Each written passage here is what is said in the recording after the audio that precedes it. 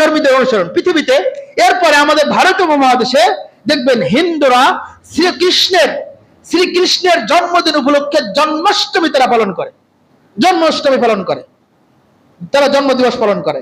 খ্রিস্টানরা ঈসা মসিহ এর জন্মদিন উপলক্ষে, মুসা আলাইহিস সালামের জন্মদিন উপলক্ষে তারা বড়দিন খ্রিস্টমাস 25শে ডিসেম্বর তারা বড়দিন পালন করে। শুধু তাই নয়, ইতিহাস থেকে জানা যায়, আমার কাছে প্রমাণ আছে এখানে, সেটা হলো মিশরের যে ফেরাউন, সেও তার জন্মদিবস পালন করত এবং সে ছিল ইহুদি। সে ছিল কি? ইহুদি।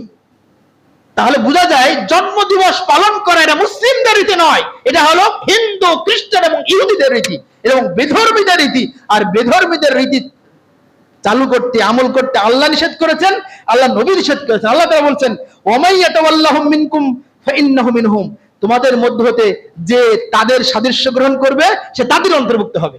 অতএব আমি যদি হিন্দুদের সাদৃশ্য অবলম্বন করি আমি হিন্দু, আমি যদি খ্রিস্টানদের সাদৃশ্য গ্রহণ করি আমি খ্রিস্টান, আমি যদি ইহুদিদের সাদৃশ্য গ্রহণ করি, তাদের রীতিনীতি মানে আমি ইহুদি। এটা আল্লাহ বলেছেন, এটা আমার কথা না। আল্লাহ বলেছেন ওয়ামাই ইয়াতাওয়াল্লাহুম, যে যাদেরকে বন্ধুরূপে গ্রহণ করবে, মিনকুম তোমাদের মধ্যে থেকে, ফাইন্নাহু মিনহুম, সে তাদের মধ্যেই।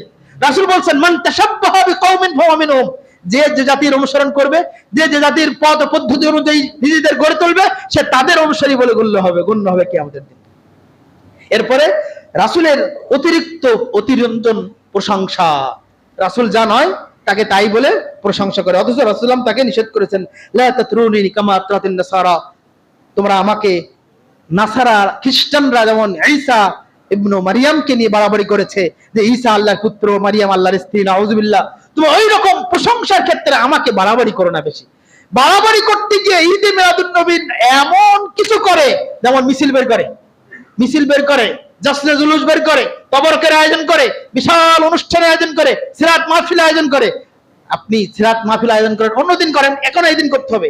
এই দিন উপলক্ষে যদি একটি তাসবিহ করেন যে ঈদে মিলাদুন নবী, আল্লাহ নবীর জন্মদিন, যে তাসবিহ গুনি নেকি বেশি হবে, আপনার আমলনামা সব নষ্ট হয়ে যাবে, পূর্বের সকল আমল নষ্ট হয়ে যাবে। রাসূল সাল্লাল্লাহু আলাইহি ওয়াসাল্লাম বলছেন যে ব্যক্তি বিদআতি আমল বিদআত করলো, তার পূর্বের সকল আমল আল্লাহ বরবাদ করে দিবেন। আচ্ছা, শরীয়তের নামে নব আবিষ্কার ছাড়া কিছু নয়। তাহলে প্রশ্ন আপনাদের কাছে, মিলাদ কি রাসূল করেছিলেন, সাহাবী করেছিলেন, তাবিঈগণ করেছিলেন, তাহলে কেন আমরা, এটা কি নতুন আবিষ্কার নয়?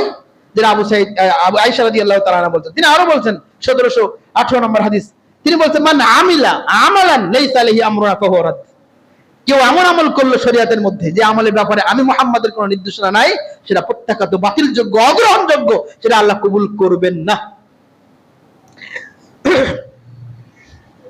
এরপরে মিলাদ আমরা কেন করব না, তার আরেকটা কারণ হলো কিয়াম প্রথা। মিলাদে দেখবেন যারা মিলাদ করে, এরা দুরূদ জিকির আজকার করতে করতে হঠাৎ দাঁড়িয়ে যায়, হঠাৎ দাঁড়িয়ে বলবে যে এক্ষুনি রাসূলের রূহ নাজিল হলো, নাউযুবিল্লাহ, এক্ষুনি রাসূলের রূহ নাজিল হলো, এই জন্য তার সম্মানার্থে আমরা দাঁড়িয়ে আছি। পৃথিবীর ইতিহাসে কেউ দেখাতে পারবে না রাসূলের জীবদ্দশায়, রাসূলের মৃত্যুর পরে কোন সাহাবী, কোন তাবিঈগণ তার সম্মানে দাঁড়িয়েছেন, কোন হাদিসে। বরং আল্লাহ নবী নিষেধ করেছেন, যদি দাঁড়িয়ে থাকে ওকে বসতে বলেছেন, না দাঁড়াবে না। মানুষের সম্মানার্থে দাঁড়াতে পারে না, এটা কিভাবে সম্ভব? এজন্য রাসূলুল্লাহ হুঁশিয়ারি উচ্চারণ করে বলেছেন, মান সাররাহু আই ইস্তামিলা লাহু রিজাল কিয়ামান, কোন ব্যক্তি অন্যকে নিজের সম্মানে, অন্যকে মূর্তির ন্যায় যদি দাঁড়াতে বলে, অনেক জায়গায় বলে, আমাদের দেশের নেতৃবৃন্দ, আমাদের স্কুল কলেজের শিক্ষকবৃন্দ, ছাত্ররা না দাঁড়ালে তারা রাগ করে, কিন্তু ইসলাম বিরোধী বক্তব্য মনে রাখবেন।